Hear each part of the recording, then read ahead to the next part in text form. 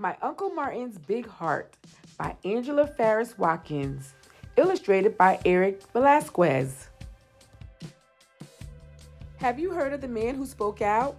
I Have a Dream? He was a great civil rights leader and an American hero. Do you remember his name? I'll give you a hint. His first name was Martin. Yes, his name was Reverend Dr. Martin Luther King Jr., but to me, it was Uncle Martin. Actually, it was Uncle ML.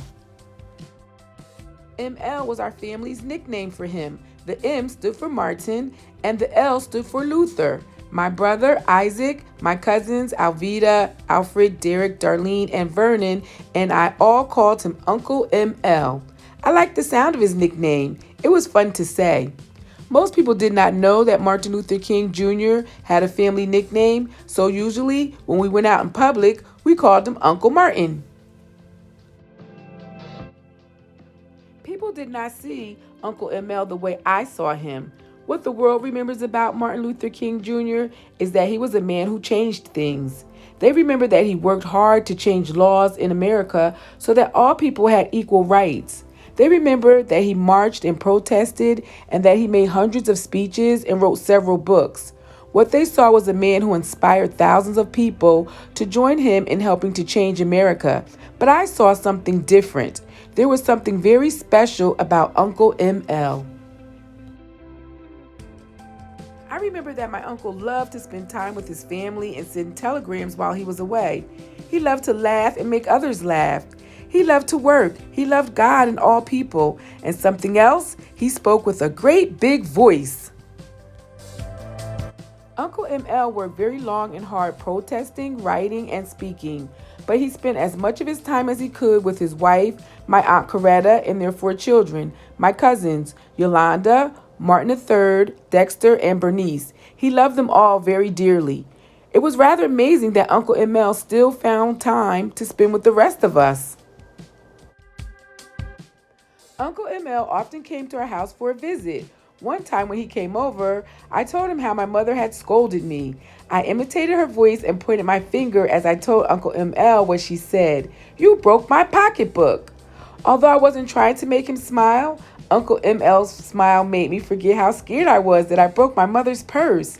He wanted me to say it over and over again. He thought it was funny. No matter how hard Uncle ML worked or how tired he would still come for a visit.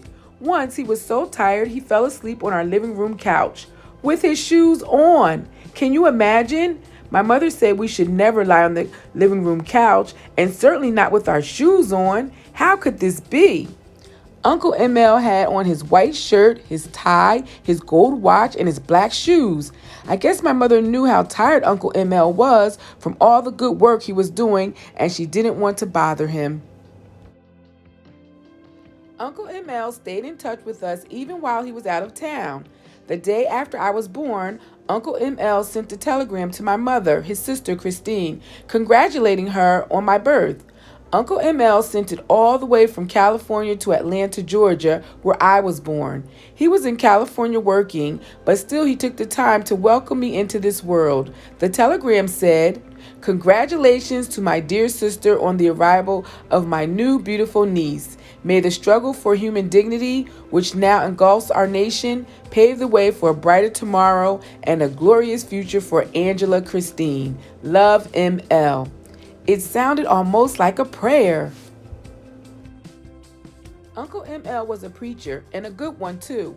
He was also co-pastor of our church, Ebenezer Baptist Church in Atlanta, for many years. His father, the Reverend Dr. Martin Luther King Sr., my granddaddy, was the pastor. Uncle ML loved God, and he loved to preach. He helped people to understand God's love. He wrote many sermons, and he preached to the members of our church about the same thing that he spoke to American citizens about: how to love one another. Uncle ML spoke to thousands and thousands of people during his lifetime. Many people say that he was a great orator, a great speaker. I think it's because Uncle ML had such a great voice. It made people pay attention to what he said, and it made them feel good, the same way it made me feel. Most of the time, Uncle ML had a serious expression. especially when he was speaking. Like when he delivered his I Have a Dream speech, he spoke about the dream of a better America where all people would love one another no matter the color of their skin. Laughter was not usually what the world saw when they looked at Martin Luther King Jr. When he was around us, however, Uncle ML laughed a lot. He laughed, his laughter showed in his face more than in his voice. When Uncle ML laughed, his face would light up so that others around him would laugh. Every time I think about it, it makes me want to laugh. Church was where I spent my most favorite time with Uncle ML. He and I frequently shared a very special moment right after church at Ebenezer. I would stay in the children's nursery during the church service. When church ended, an adult from the nursery would bring me upstairs into the sanctuary. Uncle ML would stand in front of the pulpit after a sermon and greet the members of the church who waited in a line to speak with him. When Uncle ML saw me coming, he would step aside from the line, move into the aisle, and bend down. I would run down the aisle in my very best church dress with my pigtails flying in the air to meet him. Uncle ML would pick me up and give me a kiss and a great big hug. In those special moments, I could feel Uncle ML saying, "I love you." That's what made Uncle ML so special. He had a very, very big heart, and it was full of love. Uncle ML loved America. He wanted it to be the best country, a country where people of all races and colors would be treated with respect. He worked hard to show people how to change things by using love instead of hate. Today, people all over the world know about Martin Luther King Jr. They read about him in books, they listen to his speeches, and they read the books that he wrote. Millions of people visit Atlanta to see where he was born, the church where he preached, and the place where he is buried. There are many streets, schools, and other buildings named in his honor throughout America. Every year, the country celebrates Martin Luther King Jr. Day on the third Monday of January. It's all because he was an ordinary man with extraordinary love. The end.